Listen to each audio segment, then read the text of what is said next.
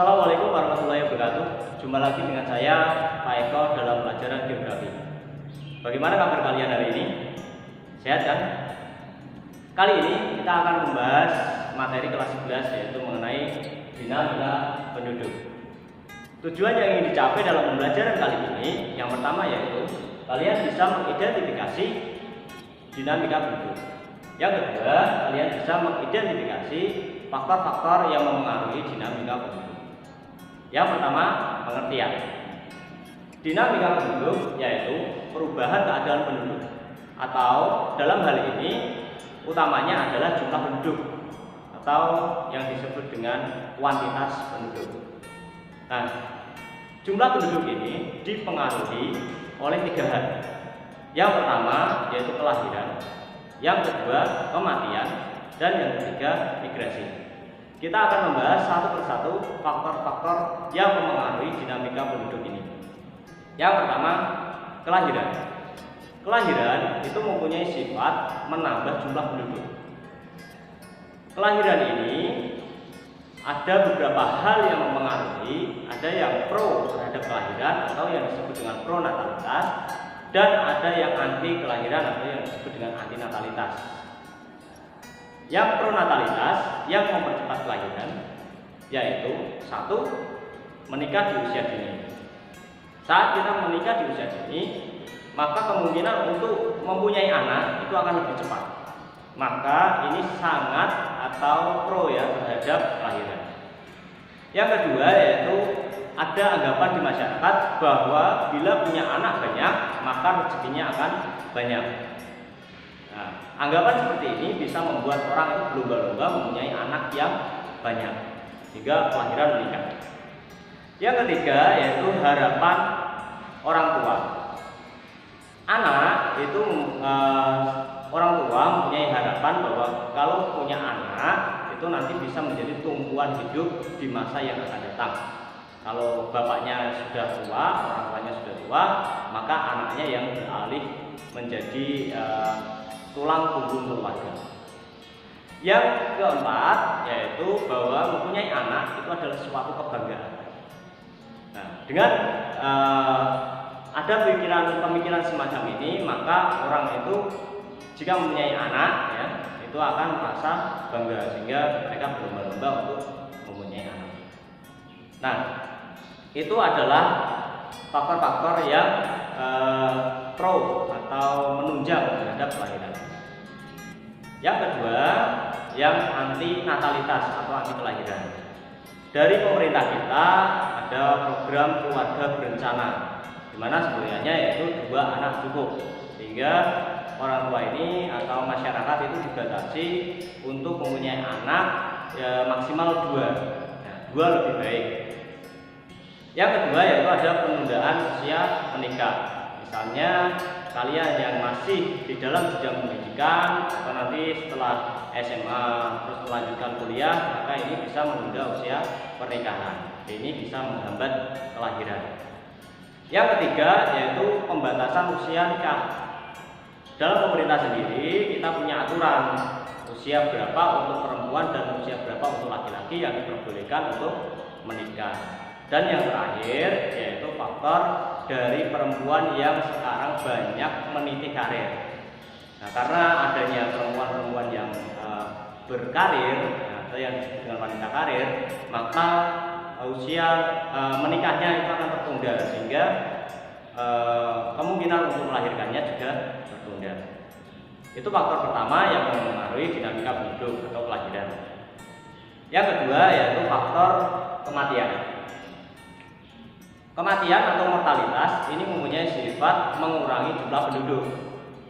Nah, seperti kelahiran tadi, di kematian itu juga ada sesuatu yang menunjang kematian atau memperbanyak kematian, dan ada faktor yang menurunkan angka kematian atau anti mortalitas. Yang pertama, yang pro kematian atau pro mortalitas itu 1. Rendahnya kesadaran masyarakat tentang pentingnya kesehatan.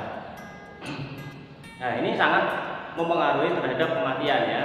Jadi seperti saat ini misalnya dalam masa pandemi, kita sudah disosialisasi untuk membawa masker, disuruh cuci tangan, suruh menjaga jarak, tapi ternyata hal-hal ini tidak dilakukan. Nah, kerendahan kesadaran masyarakat dalam mensikapi kesehatan ini maka bisa meningkatkan resiko kematian atau pro-mortalitas.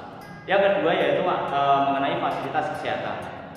Jika fasilitas kesehatan sudah terpenuhi, secara otomatis maka angka kematian akan menurun. Tapi faktanya kan fasilitas kesehatan ini masih sedikit, sehingga ini sangat beresiko atau bisa mempercepat kematian. Misalnya ada orang sakitnya di daerah pedesaan, pedalaman, akses jalannya sulit sehingga untuk mencapai rumah sakit sangat jauh dan waktu tempuhnya lama, maka mereka yang sakit sudah kritis mau dibawa ke rumah sakit belum sampai tujuan ternyata sudah meninggal dunia. Yang ketiga yaitu gizi buruk. Di Indonesia sendiri permasalahan gizi buruk ini masih menjadi problema yang sampai sekarang masih terpikirkan, ya. Angka stunting kita atau gizi buruk Indonesia itu masih tinggi. Dan yang keempat yaitu jelas sangat mengurangi jumlah penduduk, ya, atau pro mortalitas, yaitu tentang bencana alam. Ya, bencana alam itu macam-macam, ada gunung meletus, tsunami, gempa bumi, dan sekarang ini yang bencana alamnya itu seluruh dunia yaitu pandemi. Itu adalah beberapa faktor yang menunjang atau pro mortalitas. Nah, sekarang yang kedua, yang anti mortalitas.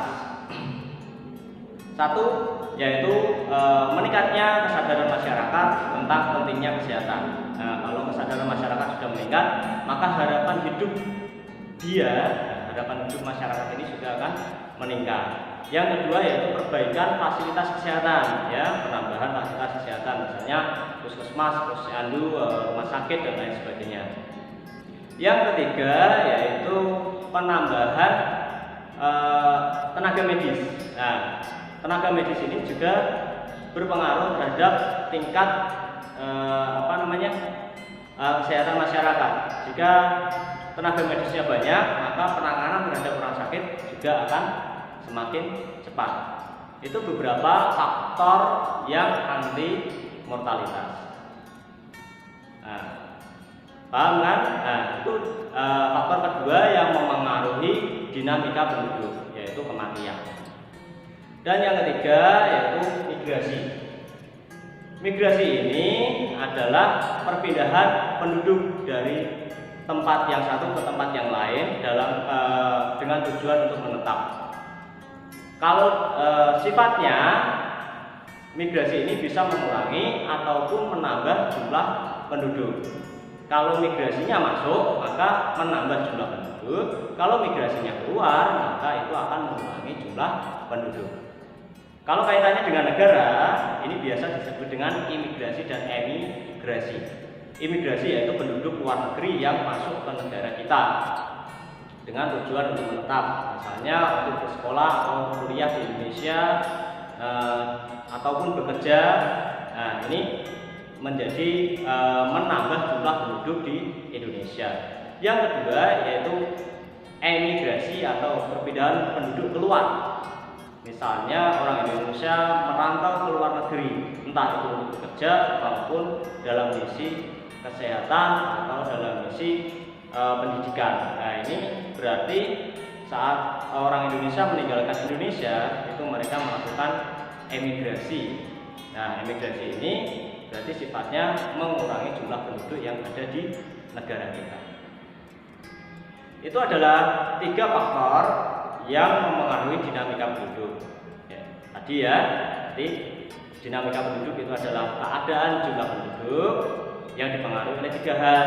Yang pertama kelahiran yang sifatnya menambah, yang kedua migrasi yang sifatnya bisa menambah, bisa mengurangi, dan yang ketiga kematian atau mortalitas yang sifatnya mengurangi jumlah penduduk. Itu saja materi yang dapat saya sampaikan untuk pertemuan kali ini. Semoga bermanfaat. Selamat pagi, salam untuk semuanya, ya, salam sehat.